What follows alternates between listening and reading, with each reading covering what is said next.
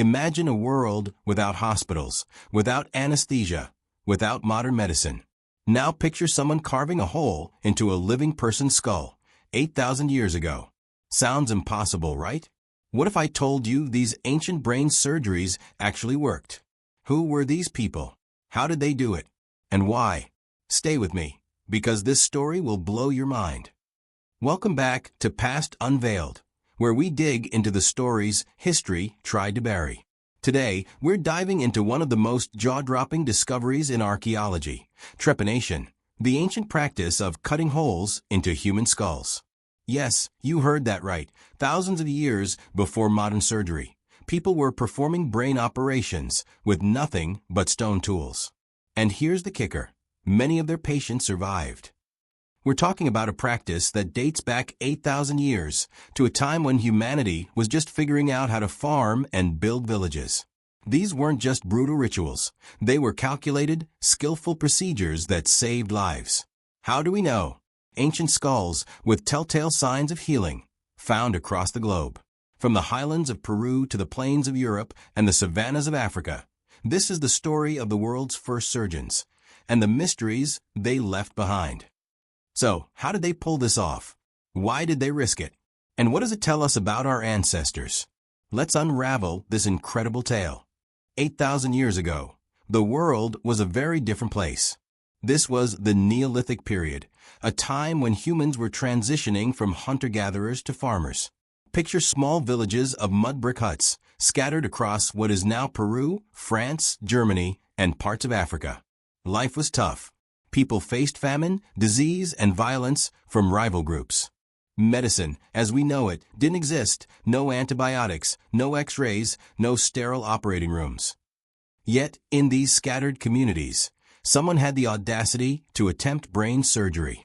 Evidence of trepanation has been found in places like the Andes Mountains of Peru, the river valleys of France, and early African settlements. These weren't isolated experiments. This was a widespread practice, spanning continents and centuries. What kind of world required such a drastic procedure? And what kind of mind dared to try it? Now let's shift to the moment these discoveries first puzzled modern researchers. The first clue came from archaeologists digging up ancient burial sites. In the 19th century, researchers in Peru stumbled across skulls with strange, perfectly round holes. At first, they thought these were battle wounds or ritual sacrifices. But as more skulls turned up, hundreds of them across Europe, Africa, and the Americas, they noticed something extraordinary. The bone around these holes was smooth, rounded, and regrown. That regrowth is key. It means the patient didn't just survive the surgery. They lived for months, sometimes years, afterward. One famous find, a skull from a 7,000-year-old site in France called Ensisheim, showed a trepanned hole with clear signs of healing. Another, from a Peruvian site called Paracas, had multiple trepanation holes, suggesting the patient survived several procedures. These weren't random hacks. They were deliberate, skillful surgeries. Many think these holes were purely ritualistic torture, but the healing tells another story. Archaeologists estimate that survival rates for trepanation could have been as high as 60 to 80% in some communities. For context, that's better than some early modern surgeries in the 1800s, when infection was rampant. Now let's talk about the tools these ancient surgeons used. These ancient surgeons didn't have steel scalpels or electric drills. They used what they had: razor-sharp obsidian blades, flint scrapers, and sometimes even pointed stones for drilling. In Peru, archaeologists found obsidian knives, so precise they could rival modern surgical tools. The technique varied by region. Some cultures scraped away the bone in a slow, circular motion. Others drilled, twisting a pointed stone like a hand drill.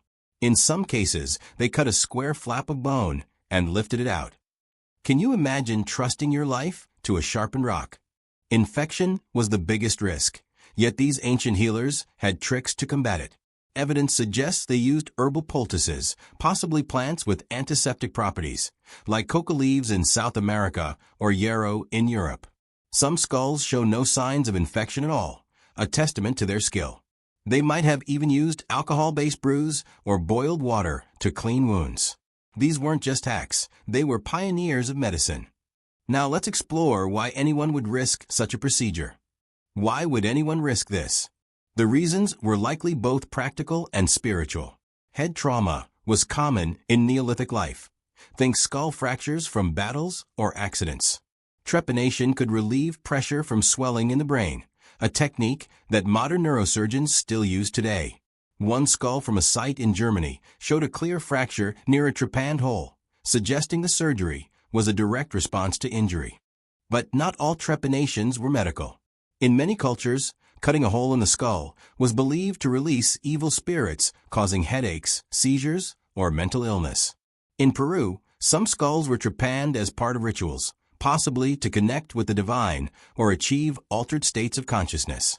The line between medicine and spirituality was blurry, but the results were real. People walked away from these procedures. Let's look at some remarkable individual cases. First, there's the Paracas skull from Peru, dated to around 400 BCE, but linked to earlier traditions. This skull had 2 trepanned holes, both showing significant bone regrowth. The patient likely survived for years after the procedures. Archaeologist Julio Teo, who studied the Paracas culture, noted that these surgeries were astonishingly precise, rivaling modern techniques. Then there's the Ensisheim skull from France, about 7,000 years old. The hole was so cleanly cut that researchers initially mistook it for a modern injury. The bone regrowth suggests the patient lived for at least a year post-surgery. Another find, from a 5,000-year-old site in Kenya, showed a trepanned skull with signs of multiple procedures, hinting at a skilled healer who operated repeatedly. These cases show a level of expertise that challenges everything we thought we knew about ancient medicine. Next, let's see how these practices persisted through time and across cultures. Trepanation wasn't a one-time experiment. It persisted across cultures and eras.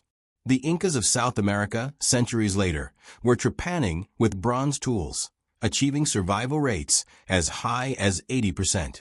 In medieval Europe, surgeons used trepanation to treat head injuries, though with less success due to poor sanitation. In Africa, traditional healers in tribes like the Kizii of Kenya practiced it well into the 20th century, often for spiritual reasons. This continuity shows how knowledge was shared and adapted across generations. The tools changed, but the core idea, opening the skull to heal, remained. It's a powerful reminder that ancient people weren't so different from us. Now let's consider what modern medicine has learned from them. Today, neurosurgeons are amazed by these ancient practices. Trepanation is the ancestor of modern craniotomy, used to treat brain injuries and tumors. Dr. John Verano, a leading anthropologist, has said, "These ancient surgeons understood anatomy in ways we're only beginning to appreciate. The fact that they could control infection and ensure survival without modern tools speaks to their ingenuity." Modern experiments by bioarchaeologists have recreated trepanation using stone tools. The results? It's possible to cut a precise hole in under an hour, even without metal. These ancient healers were not just lucky, they were skilled. So why did they do it? Let's reflect on the big question. So why did they do it? Beyond treating injuries, trepanation reveals something deeper about humanity. These early surgeons risked everything to save lives or ease suffering. Were they driven by compassion, fear of spirits, a thirst for knowledge? The truth is, it was probably all of these. Their work blurs the line between science and superstition, showing us that even 8,000 years ago, humans were wrestling with the same big questions we face today. How do we heal? How do we understand the mind? And how far will we go to save someone we love? The story of trepanation is more than a medical curiosity. It's a testament to human ingenuity. 8,000 years ago, with nothing but stone tools and raw courage, our ancestors performed brain surgeries that saved lives. They didn't have our technology, but they had something just as powerful: the drive to understand, to heal, and to push the boundaries of what's possible. This shared legacy of medicine connects us to those ancient healers. Their hands, steady and sure, carved a path that led to the operating rooms of today. So the next time you hear about a medical breakthrough, Remember, it all started with a stone blade and a fearless heart. If you found this incredible journey into ancient medicine as fascinating as I did, don't forget to subscribe to Past Unveiled for more stories that uncover the hidden corners of our history. Check out our other videos on ancient medicine right here, and let's keep exploring the past together.